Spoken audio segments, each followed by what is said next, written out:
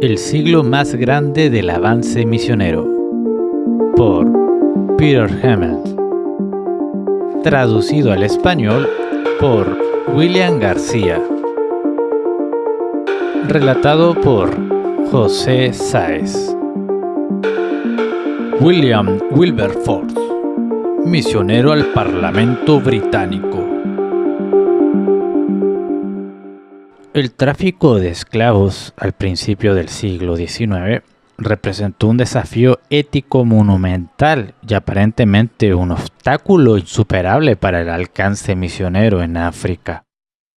La abolición del tráfico de esclavos en África, la abolición del comercio de esclavos ayudó a preparar el camino para que el siglo XIX fuera el siglo más grande del avance misionero. En tanto que luchamos contra de los grandes males de la sociedad, tales como el aborto, la pornografía y la persecución, y al mismo tiempo obrar para la reforma, la oposición abrumadora y la presión pueden conducir a una exhaustación y a una tentación de rendirse en la lucha. William Wilberforce, el reformador, que lideró la campaña para abolir el comercio de esclavos y para romper esas cadenas, fue continuadamente injurado por los medios de comunicación, amenazado, asaltado físicamente y fue objeto de un intento de asesinato. Aún así, él perseveró. Y después de toda una vida de defender su causa, su perseverancia fue premiada con la liberación de todos los esclavos del Imperio Británico. En el presente tiempo crítico de la historia, los cristianos necesitan aprender de uno de los más grandes estadistas cristianos, como enfrentando la división y oposición constante. Él triunfó en la abolición del comercio de esclavos. El flagelo de la esclavitud. Todas las naciones y tribus se entregaron a la práctica de la esclavitud, especialmente las naciones musulmanas. Sin embargo, el emperador del Sacro Imperio Romano, Carlos V, ante cual Martín Lutero afirmó: "Mi conciencia está cautiva de la palabra de Dios. Acá estoy, no puedo hacer otra cosa". Carlos V fue quien primero autorizó la participación europea en el comercio de esclavos en 1519. Debido a que la línea de demarcación del Papa Alejandro VI, la bula de 1493, prohibió el acceso de España en África. España tramitó asientos, monopolios, a otras naciones para proveer esclavos de las colonias de Sudamérica. Primero Portugal tuvo esta franquicia lucrativa, entonces los holandeses, y luego los franceses. Finalmente, por el Tratado de Utrecht, en 1713, los asesinatos fueron transferidos de Francia a Gran Bretaña. Inicialmente el contrato fue por 4.800 esclavos al año. Durante el siglo próximo, Gran Bretaña transportó hasta 2 millones de esclavos al Nuevo Mundo. La participación de Gran Bretaña en el comercio de esclavos primero fue autorizada en 1631 por el rey Carlos I, quien luego fue ejecutado por el Parlamento. Su hijo, Carlos II, lo reintrodujo por la ordenanza real en 1672.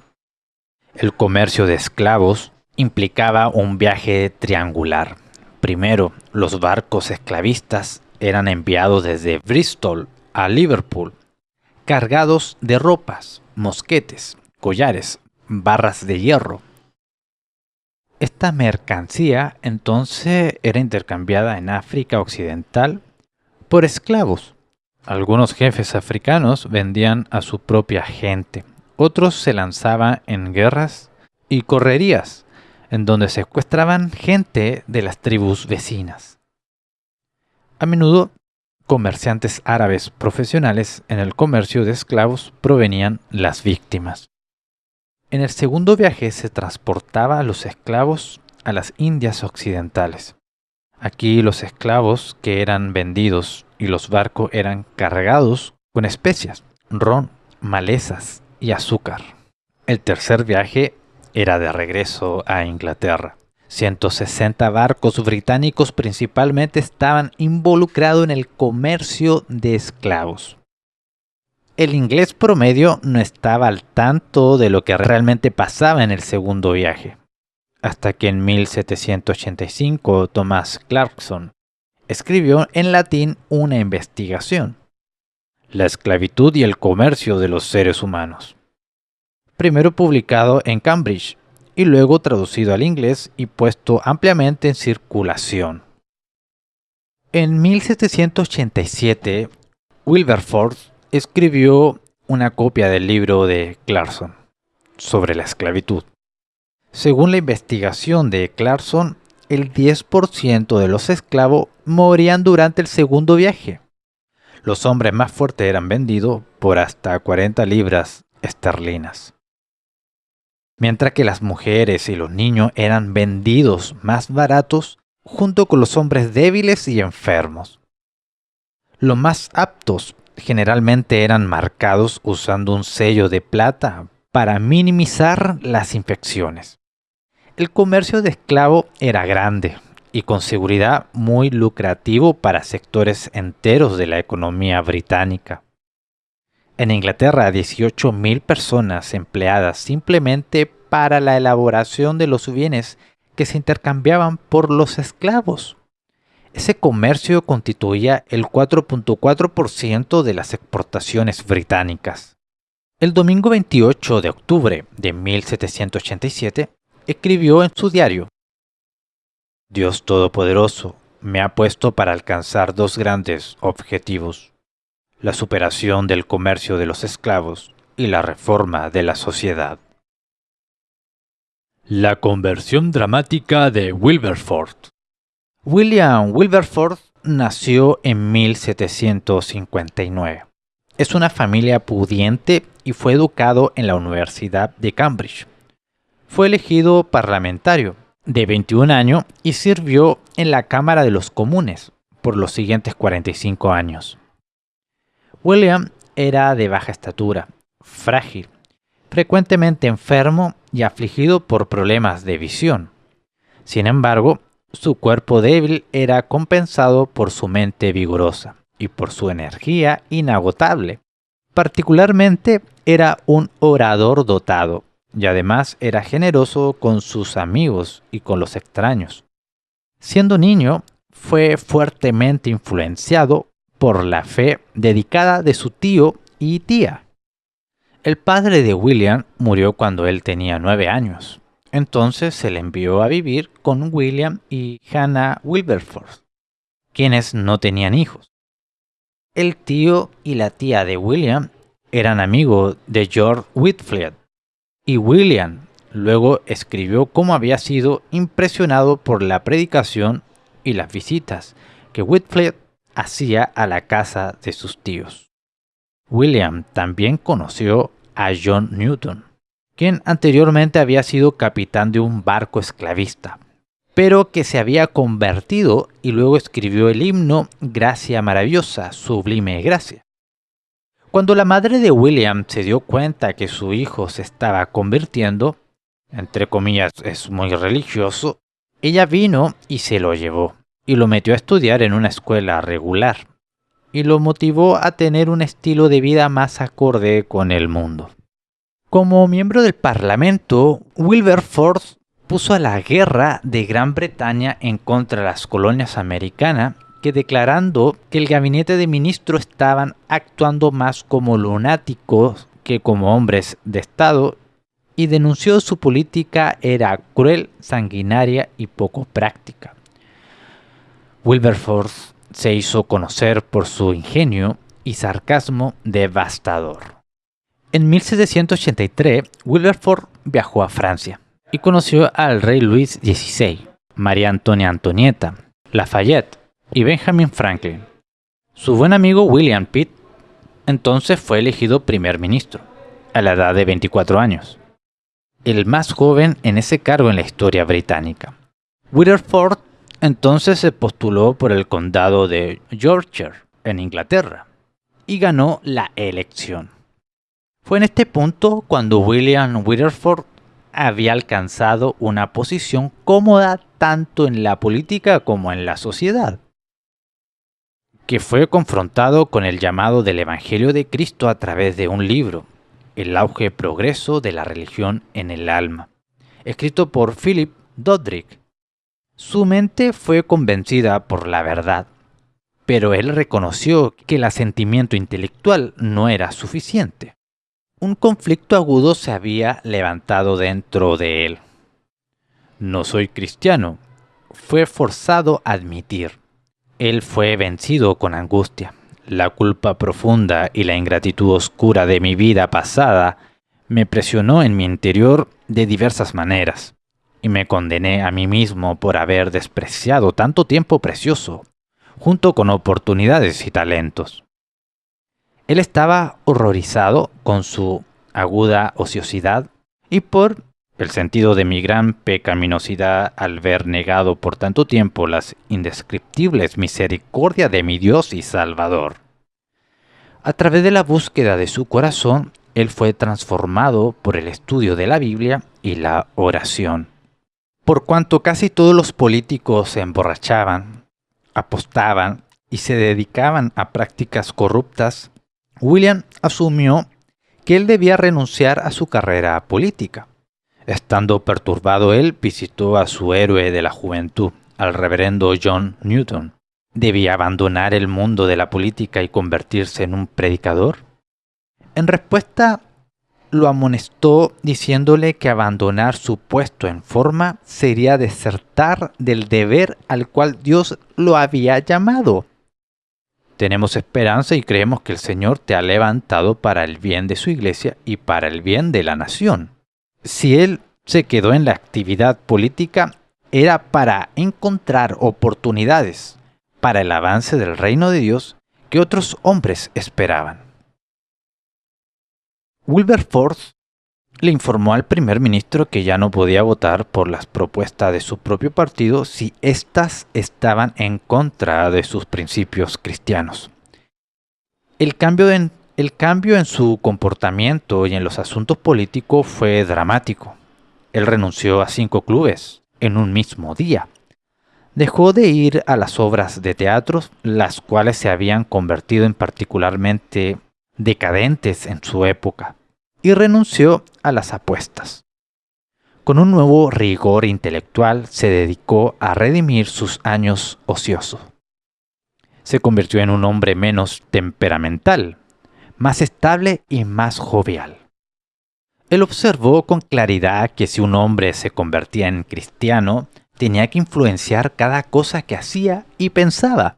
Él comenzó a investigar en las escrituras los principios sobre los cuales debía basar su actividad política.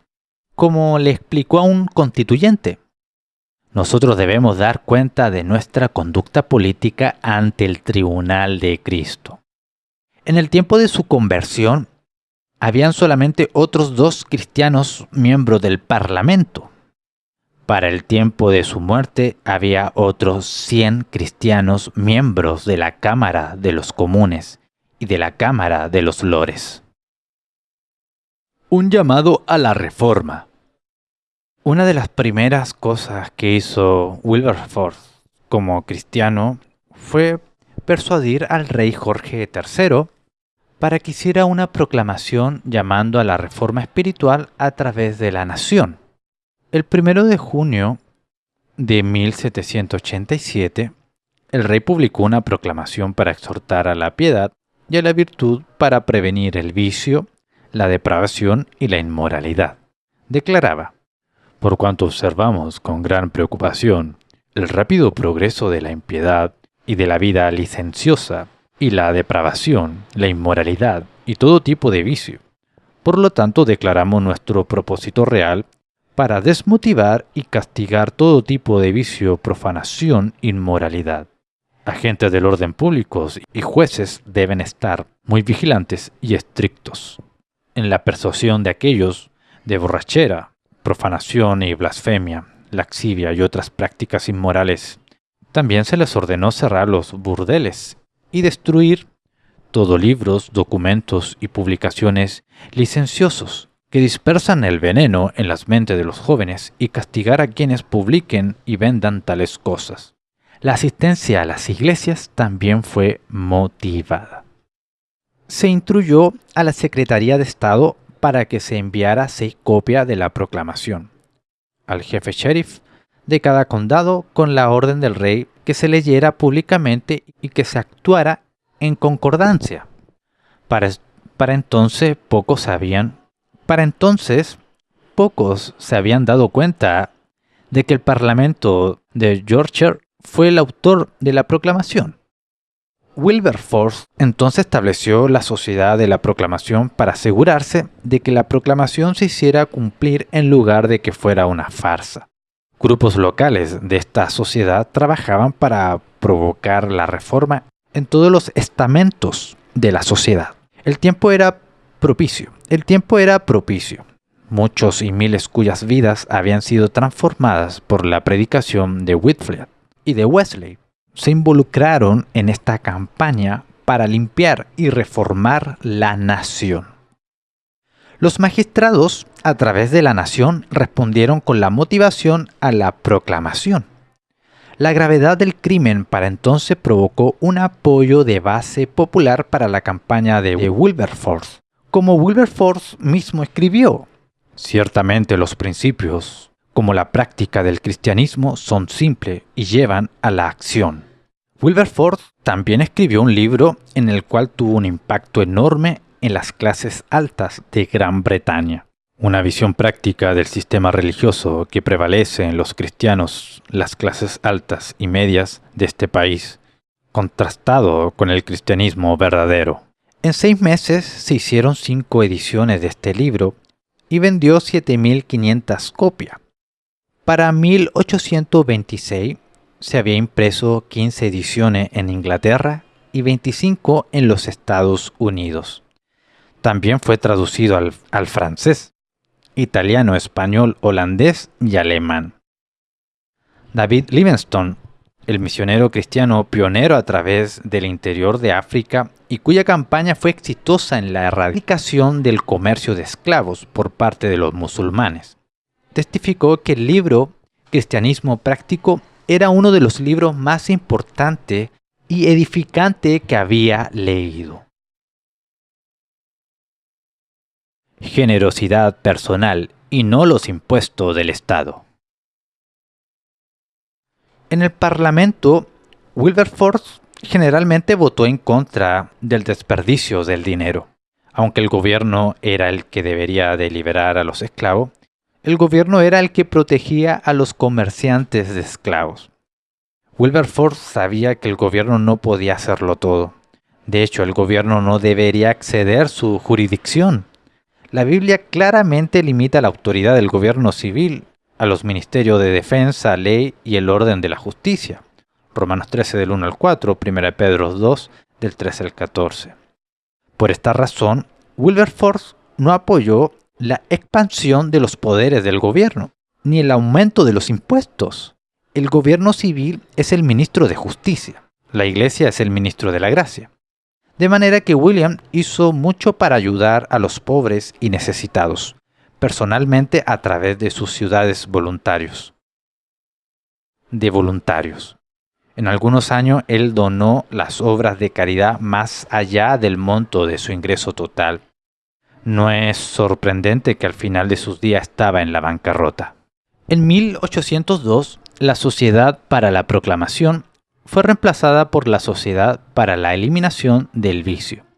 Entre los muchos que fueron inspirados por los principios de la Reforma, promovido por esta sociedad, estaba Lord Shaftesbury, quien comenzó su campaña para declarar ilegal el trabajo infantil en las fábricas en el año de la muerte de Wilberforce, y la princesa Victoria, quien estaba destinado a ser reina de Gran Bretaña. En 1803, Wilberforce también ayudó a darle forma a la Sociedad Británica Bíblica Extranjera, que fue la primera sociedad interdenominacional que unió anglicanos, disidentes, bautistas, metodistas, presbiterianos y otros. También apoyó la obra pionera de Hannah More para comenzar la primera escuela dominical. Él ayudó a comenzar la Sociedad de las Iglesias Misioneras en 1798 y comenzó la Sociedad para mejorar las condiciones de los pobres en 1796. Envió misioneros a Tahití y regularmente apoyó la misión bautista de William Carey en la India.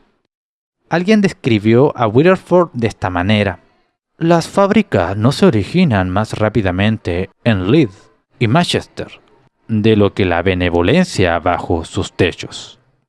La casa de Wilberforce comenzó a ser algo así como un centro nacional para benevolencia y la reforma moral.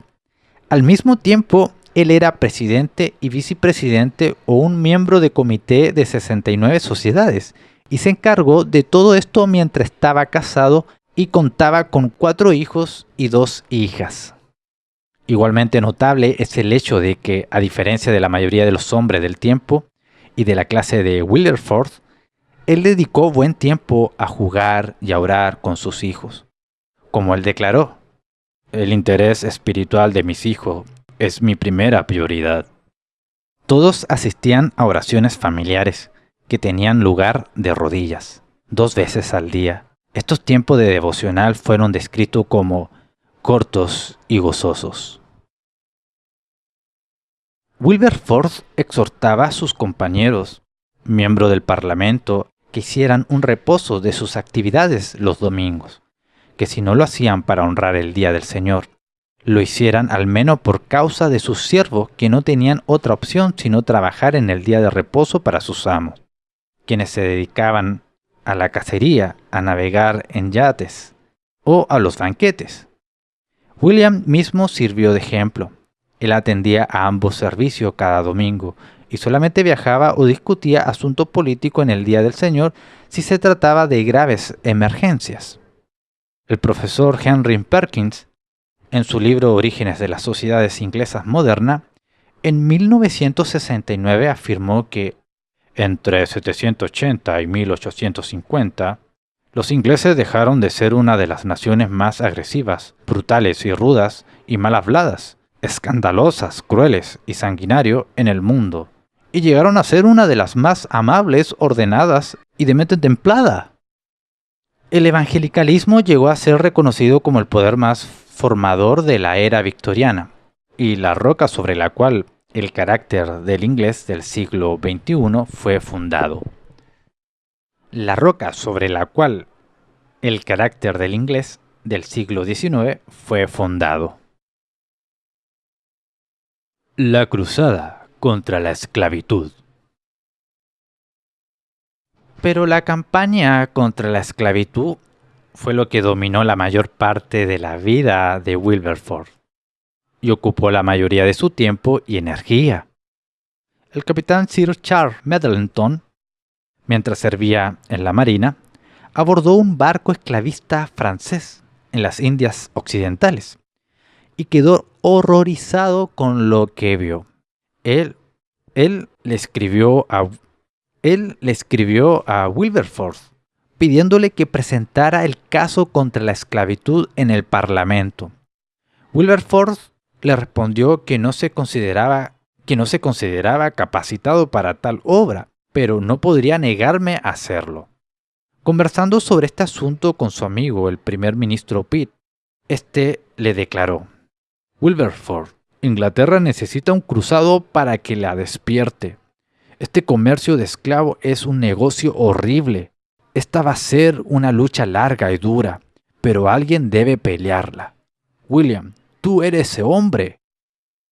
John Newton también lo exhortó a Wilberforce para que lanzara la cruzada en contra de la esclavitud. El ejemplo de Cristo lo inspiró. Isaías 61:1. El Espíritu de Jehová, el Señor, está sobre mí, porque me ungió Jehová. Me ha enviado a predicar buenas nuevas a los abatidos, a vendar a los quebrantados de corazón, a publicar libertad a los cautivos y a los presos, apertura de la cárcel. Al reconocer que se enfrentaría a un tráfico extremadamente lucrativo con intereses financieros intrínsecamente profundos y con apoyo político, Wilberforce preparó su campaña con mucho cuidado. Él se rodeó de un grupo de investigadores y asistentes dedicados a la erradicación de la esclavitud. Granby Sharp, quien en 1772 había iniciado con éxito una campaña legal que estableció el principio basado en la ley común que tan pronto como un esclavo pisara Gran Bretaña era libre. Thomas Clarkson, el autor de La esclavitud y el comercio de seres humanos, Zachariah Macaulay, quien había administrado una plantación antes de su conversión, y otros que fueron insaciables e innovadores en darle fuerza a la campaña. Una enfermedad debilitante retrasó a William, pero finalmente, el 12 de mayo de 1789, él presentó un proyecto de ley para la abolición del comercio de esclavos. Quiero decir, acusar a nadie, sino tomar la vergüenza sobre mí mismo, junto con todo el Parlamento de Gran Bretaña, por el sufrimiento horrible que se ha padecido bajo su autoridad. Todos somos culpables. Todos debemos declararnos culpables y no negar nuestra propia culpa pretendiendo culpar a otros. Wilberforce habló durante 3 horas y media, logrando 12 resoluciones en contra del comercio de esclavos. Se ha descrito reportes señalando como uno de los discursos más fascinantes y conmovedores pronunciados en el Parlamento.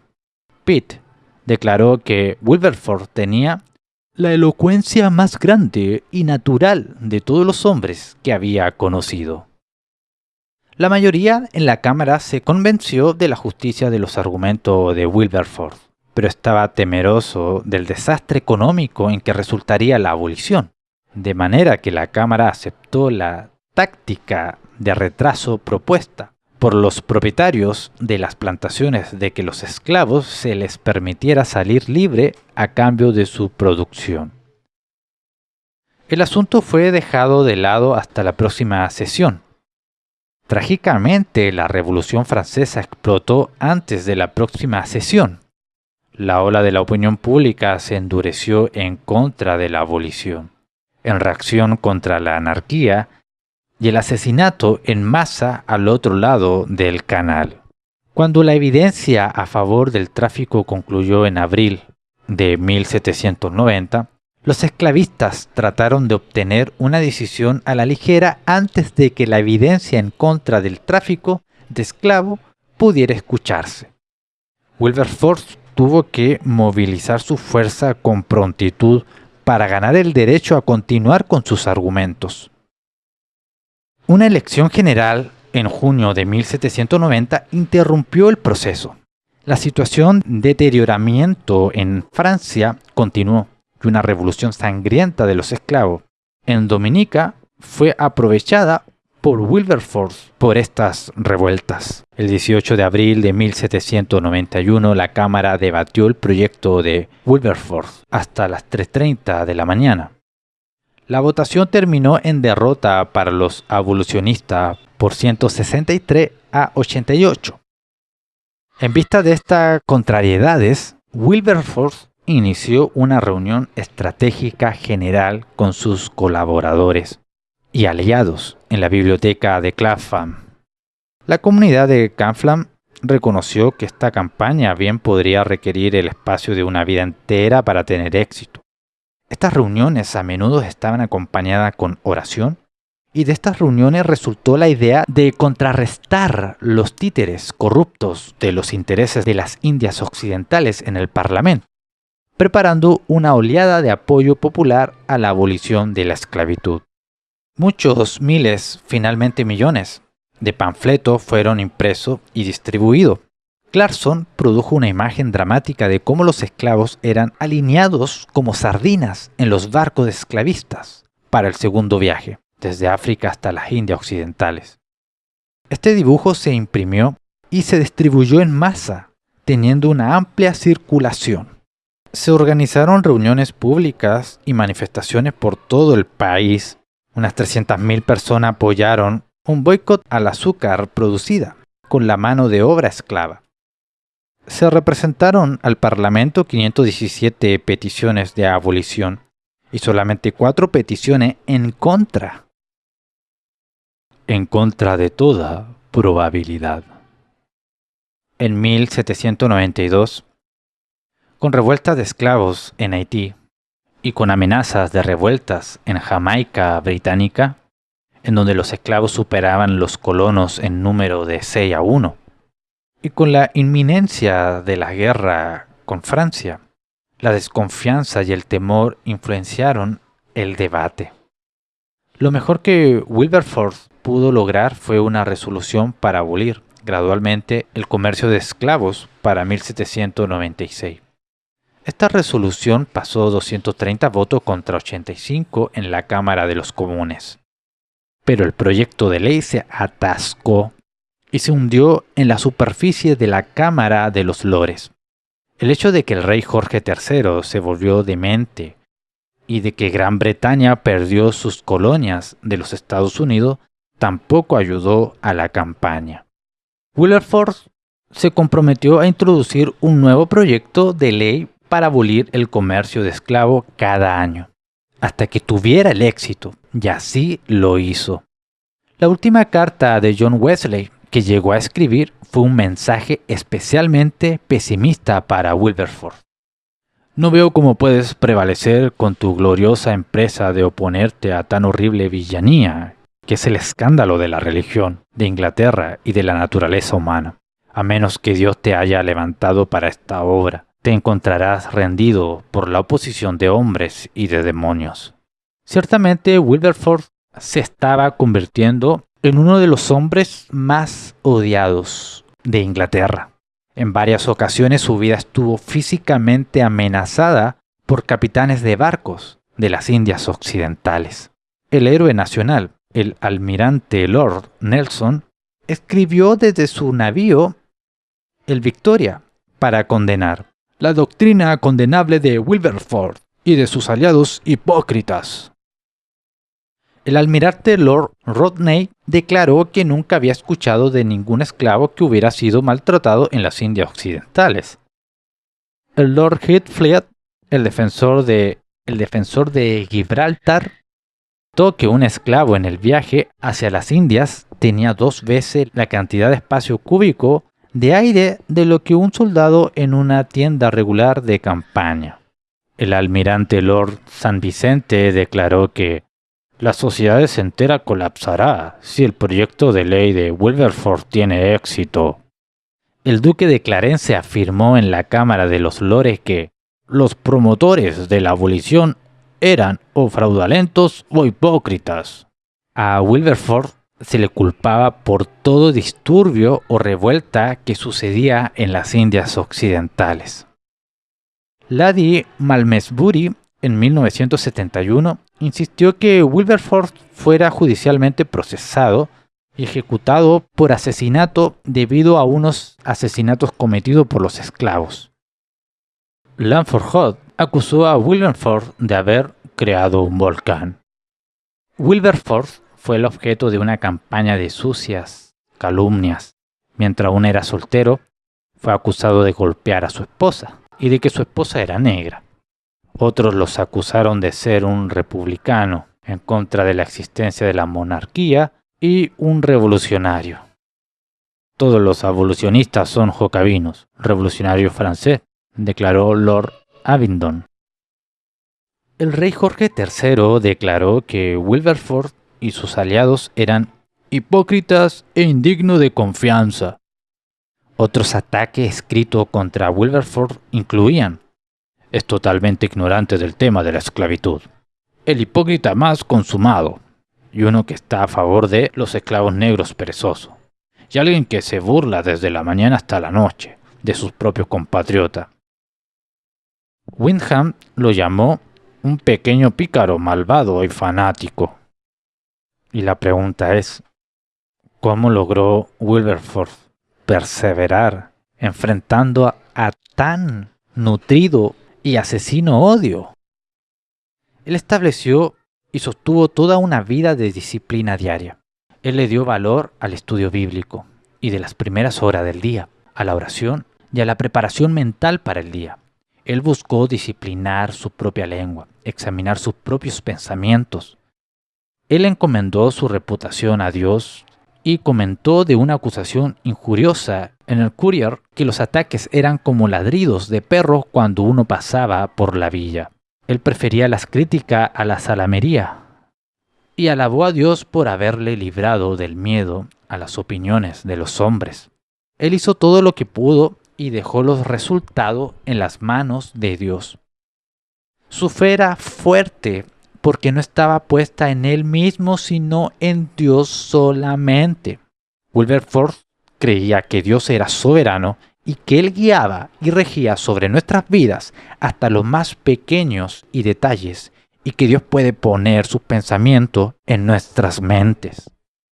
William una vez le preguntó a un pastor si él creía en la guía específica de Dios. Sí, respondió el pastor, en ocasiones especiales. Como de manera no filosófica, como de manera no escritural, respondió Wilberforce. ¿Acaso las cosas más pequeñas no son necesarias para mantener la continuidad de las más grandes? No hay cosa grande o pequeña para Dios. Wilberforce tenía la convicción firme de que Dios intervenía y era soberano tanto en los asuntos nacionales como en los personales. Wilberforce tenía claridad en sus principios y era tan libre de preocuparse de sus propios intereses que podía pensar en los intereses de otros. Otra razón para sorprendente resistencia y persistencia de Wilberforce es que él nunca trabajó solo. Él fue apoyado por una comunidad de activistas dedicados y trabajadores. Un experimento en África. Para poder acomodar a esclavos liberados, la comunidad Clapham de William Wilberforce fundó un asentamiento en Sierra Leona en 1787. Ellos destinaron grandes inversiones a este proyecto. A través de la Compañía Sierra Leona como una forma de restitución por el rol de Inglaterra en el comercio de esclavos. A través de la Compañía de Sierra Leona como una forma de restitución por el rol de Inglaterra en el comercio de esclavos. Inicialmente este proyecto estuvo plagado de desastres, de una serie de revueltas, así como de un ataque devastador por parte de la escuadra naval francesa en 1794. Pero para cuando Zacharias Macaulay, el primer gobernador, finalmente regresó a Inglaterra en 1799. El capitán Freetown era una comunidad floreciente de 1.200 personas y 3 muelles para facilitar el comercio exterior. Sierra Leona era un proyecto importante para los abolicionistas, porque demostró que las relaciones entre Inglaterra y África Occidental podían ser sanas e incluir el comercio legítimo. También demostró que los esclavos liberados podían ocupar posiciones de responsabilidad y que África tenía más productos para comerciar que la carne humana. El día que el comercio de esclavos fue abolido, en 1807, la compañía entregó Sierra Leona a la corona, luchando por la justicia. Al tiempo que luchaba contra la esclavitud en el extranjero, Wilberforce también estaba intensamente dedicado a la reforma de su nación. Tan temprano como en 1786, él comenzó a introducir proyectos de ley para reformar la ley criminal. Él se opuso a la flagelación, azotes, en el ejército. Buscó mejorar las condiciones en las prisiones. Investigó las condiciones de trabajo y los peligros en las minas de carbón. Y fue el primero en hacer campaña en contra del trabajo infantil en los talleres de algodón. Él también fue pionero en la educación popular e hizo campaña contra las leyes de juego. Sin embargo, las responsabilidades globales de Gran Bretaña era aquello a lo que Wilberforce dedicó la mayor parte de sus energías. Él organizó intervenciones a favor de las víctimas de las guerras napoleónicas, los griegos que por entonces luchaban por su independencia del Imperio Otomano, los indios norteamericanos, los haitianos y los jotentos. Amor por nuestro prójimo. Una de las campañas más importantes fue el trabajo por un nuevo sentido de la responsabilidad cristiana en las políticas de Gran Bretaña en la India. La práctica predominante era que las relaciones de Gran Bretaña con la India eran puramente comerciales. El libro guía de la Compañía de las Indias Orientales, de 1810, dedicaba 48 páginas a las amantes, sus mantenimientos, cosméticos y adornos. La compañía no sentía ninguna responsabilidad por la educación ni la ética. Por un acto del Parlamento británico, los misioneros se les prohibió a trabajar en la India. El misionero británico pionero William Wilberforce fue obligado a buscar refugio en el enclave danés de Serampore para llevar a cabo su obra misionera, entre comillas, ilegal, en las Indias, colonias bajo control británico. Desde 1793, Wilberforce comenzó a proponer resoluciones para que el Parlamento autorizara capellanes, misioneros y maestros de escuela que sirvieran en la India. Él atrajo la atención en el Parlamento de la investigación de Carey, denunciando la práctica prevalente hindú de la incineración de las viudas vivas, el infanticidio, el sacrificio de humanos y los horrores del sistema de castas. Aún así, el Parlamento británico se rehusó a interferir porque estas prácticas tenían una sanción religiosa y ellos no querían perturbar sus tratos comerciales con la India hindú. Wilberforce declaró que excluir la India británica a los embajadores de Cristo era, junto con el comercio de esclavos, la mancha más sucia en el carácter moral de nuestro país. Al describir la pobreza terrible, la degradación, el desprecio por aliviar el sufrimiento humano y los abusos de los derechos humanos en la India, él exclamó: "El remedio, señores, es el cristianismo. Que el cristianismo asuma su verdadero carácter. Cuando el cristianismo acoge bajo su protección a aquellos pobres seres degradados a los cuales la filosofía desprecia con desdén o tal vez con aire de superioridad despectiva, el cristianismo se deleita en instruir al ignorante, socorrer al necesitado, consolar al afligido y visitar al abandonado". Cuando Wilberforce era desafiado en que él estaba forzando sus opiniones en los habitantes de la India, él respondía: "¿Forzando el cristianismo? Eso es una completa contradicción de términos. Cristianismo es la ley de libertad".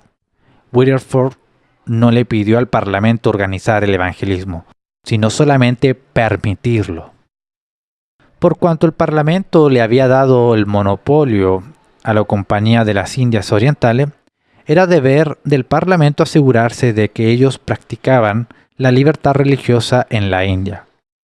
En 1806, Wilberforce escribió: "Estoy convencido de que junto al comercio de esclavos, nuestro más grande crimen nacional es nuestra negligencia para introducir las bendiciones del mejoramiento moral y religioso entre los individuos de Oriente.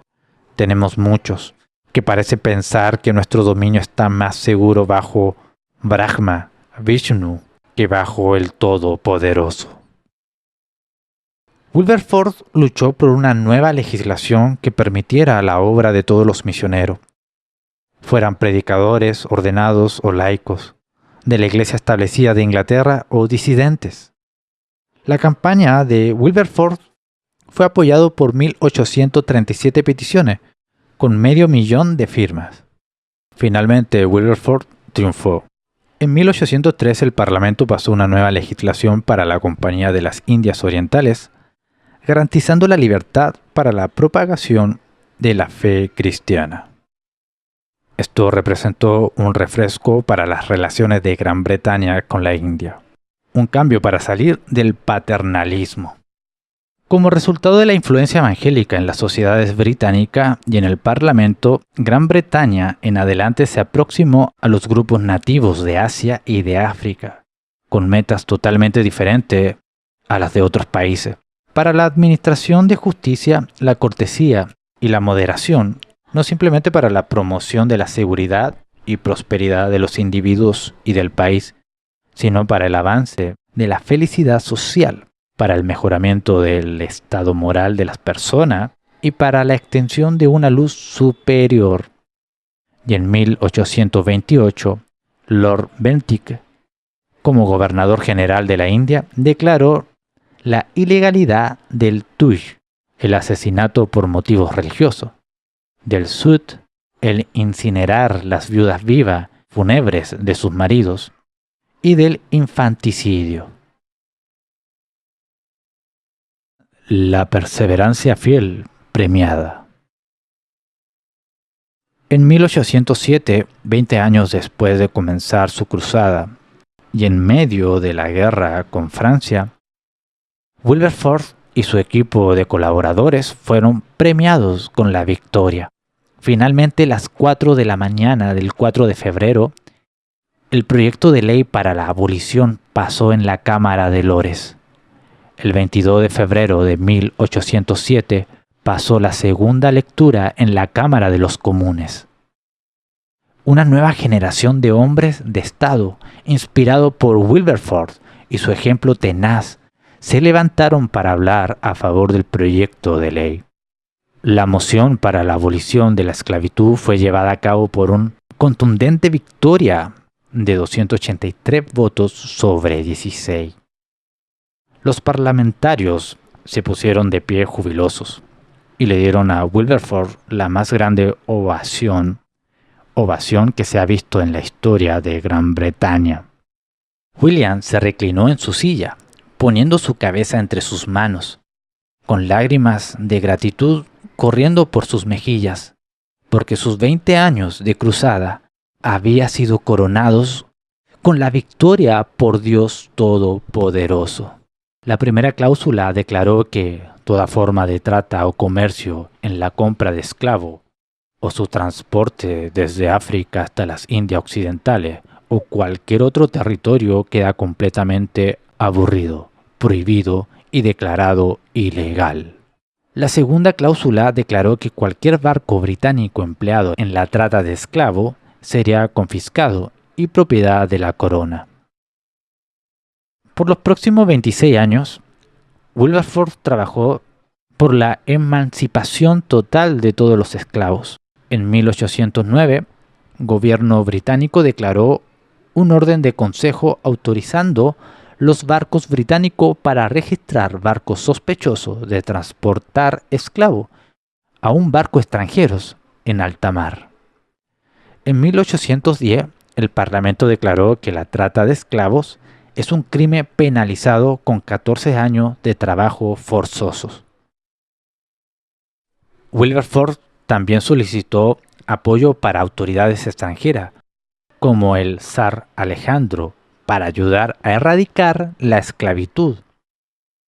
Wilberforce movilizó 800 peticiones, con casi 1 millón de firmas, para la abolición e hizo que los representantes británicos en el Congreso de Viena en 1814 insistiera en que la abolición fuera incluida en el Tratado Internacional.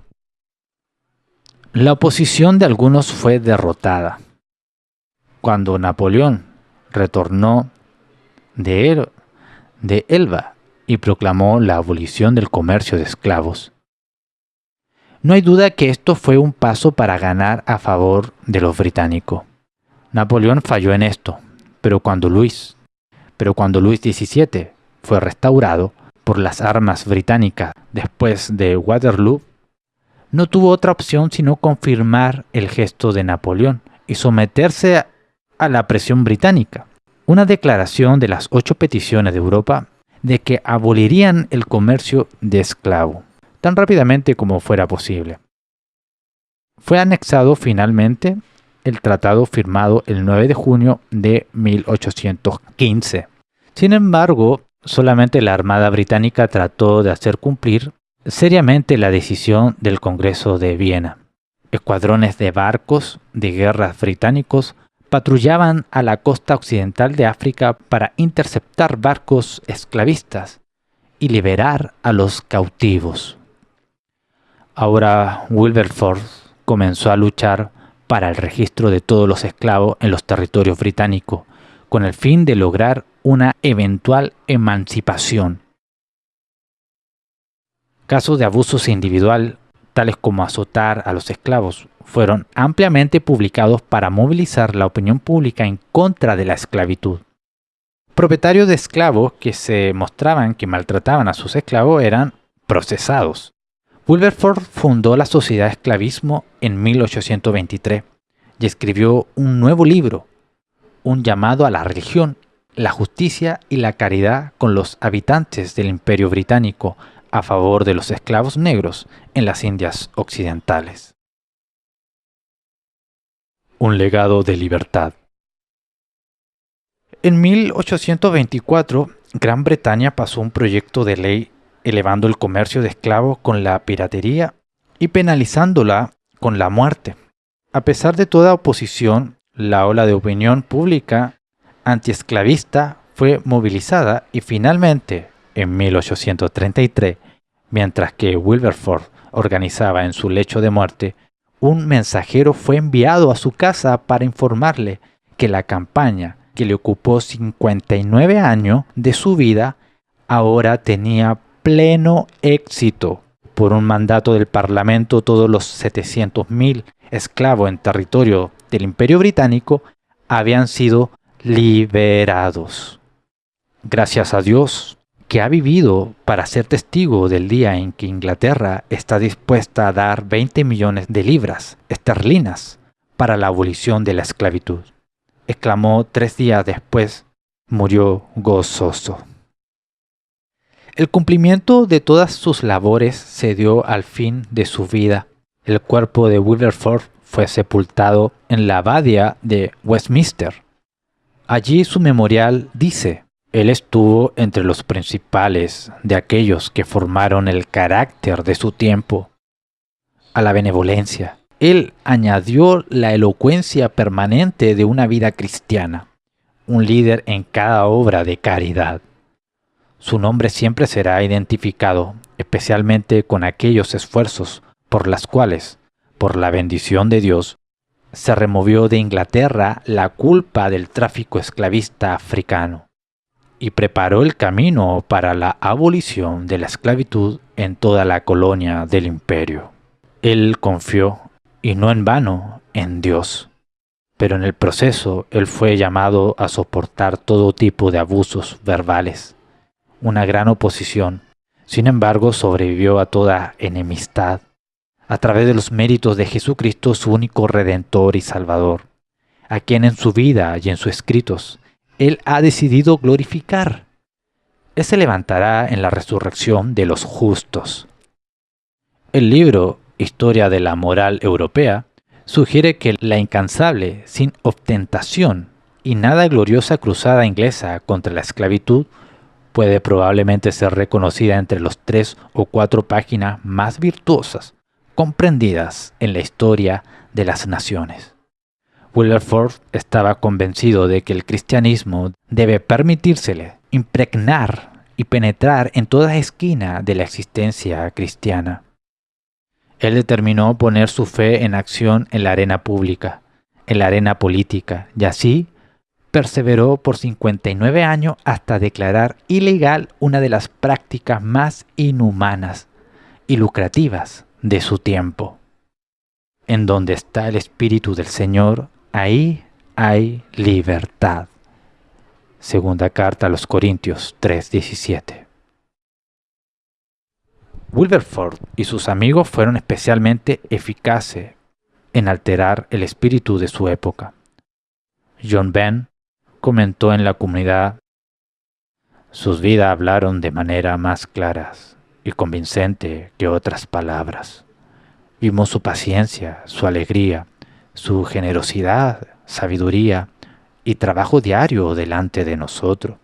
Y sentimos que todo esto era la expresión natural de sus corazones entregados al servicio de Dios. Como el mismo William declaró alguna vez, no es en los hechos de talentos en lo que nos enfocamos, sino en una integridad resuelta. El examen de todo asunto ¿es esto moralmente justo? Wilberforce declaró que la prueba central de cualquier país era si realmente creía y practicaba el verdadero cristianismo. Como él lo declaró, uno de los beneficios políticos supremos del cristianismo es su hostilidad directa al egoísmo. Conoceréis la verdad, y la verdad os hará libre. Juan 8:32.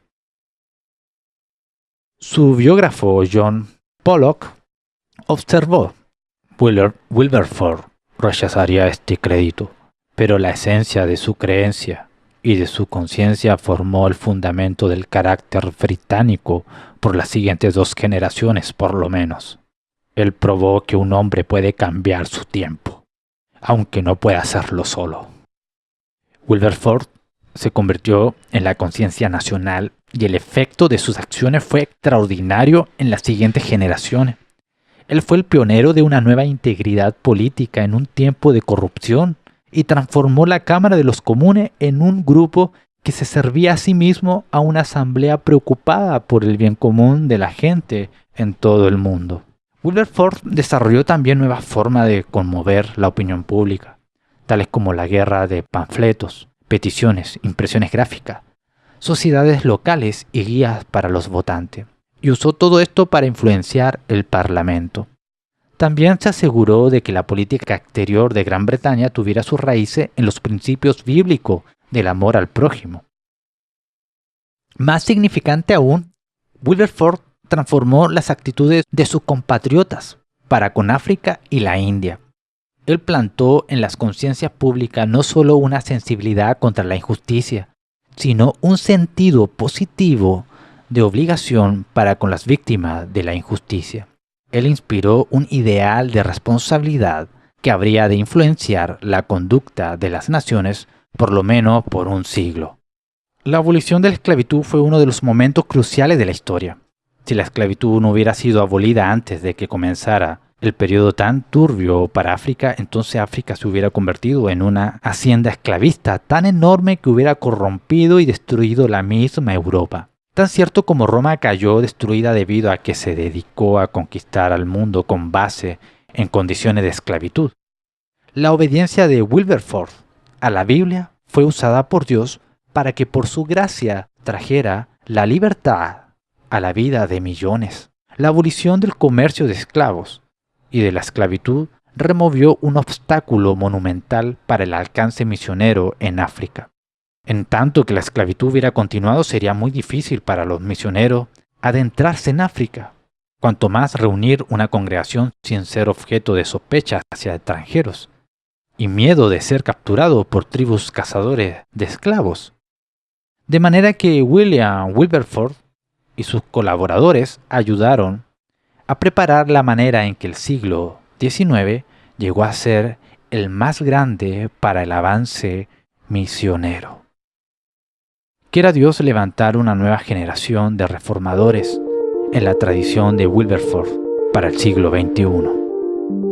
Y pregonaréis libertad en la tierra. Levítico 25:10.